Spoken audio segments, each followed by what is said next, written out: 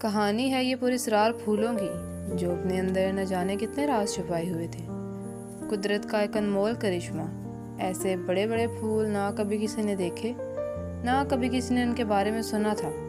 ہر ایک کی توجہ کا محور تھے، لیکن جو چیز جتنی خوبصورت ہوتی ہے اس سے کئی زیادہ خطرناک ہوتی ہے۔ ان پھولوں کا تعاقب کافی عرصے سے ایک بہت خوبصورت اور بہادر لڑکی جس کا نام زونیا تھا کر رہی تھی۔ اس نے ان پھولوں کے بارے میں بہت سن رکھا تھا، لیکن عجیب بات یہ تھی کہ جو کوئی ان پھولوں کی کھوج میں گیا وہ کبھی واپس نہ آیا تھا۔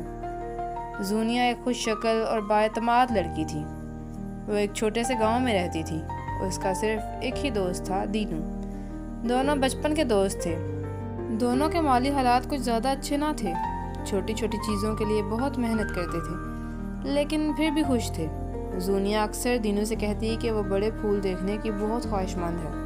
ہر کوئی ان کے بارے میں اتنی باتیں کرتے ہیں، لیکن نہ جانے جو بھی ان کی تلاش میں گیا وہ کبھی واپس کیوں نہ آیا، اور یہیں آ کر ان کی بات ختم ہو جاتی۔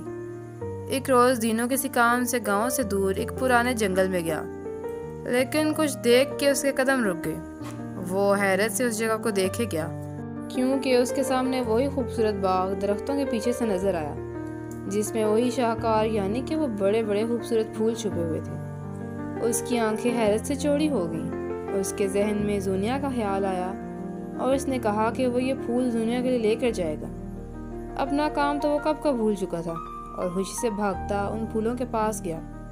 پہلے تو انہیں نہارتا رہا، لیکن جب پھول توڑنے کے لیے اس نے قدم آگے بڑھائے تو اس کا قدم زمین پر جم گیا، کیونکہ پھول کی شاخیں اس کے آس پاس ہر جگہ پھیل گئیں اور وہی شاخیں فوراً سے اس کے پورے جسم پر قابض ہو چکی تھی۔ اسے تو کچھ سمجھ نہ آیا، وہ بہت چیخا، لیکن دور دور تک کوئی نہ تھا جو اس کی مدد کرتا۔ اتنے میں زمین کا ایک حصہ کھلا اور دینو زمین کے اندر ایک غار نما کمرے میں جا گرا۔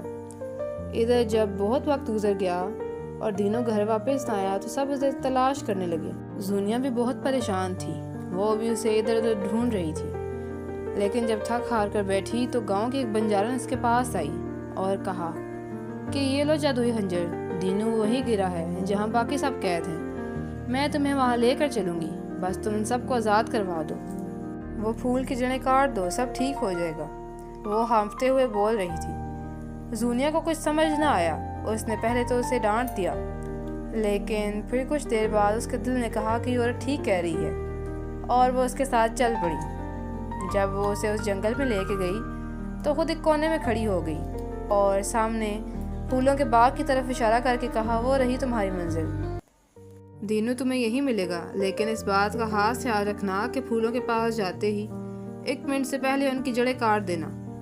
اگر وقت 1 منٹ سے اوپر چلا گیا تو تم بھی باقی سب کی طرح اس کی لپیٹ میں آ جاؤ گی اور پھر تمہیں کوئی نہیں بچا سکے گا۔ زونیا نے اس کی بات کو سمجھا اور وہ چلی گئی۔ جب وہ پھولوں کے پاس پہنچی تو بغیر وقت ضائع کیے فوراً سے خنجر نکالا اور پلک جھپکتے ہی فوراً سے بیٹھی اور اس پھول کی جڑیں کاٹ دی۔ جڑیں کٹتے ہی وہ باغ پورا جل کر راکھ ہو گیا اور زمین کا وہ حصہ کھل گیا جہاں پہ سب قید تھے۔ دینو کے ساتھ ساتھ باقی سب لوگ بھی جو وہاں قید تھے آزاد ہو گئے۔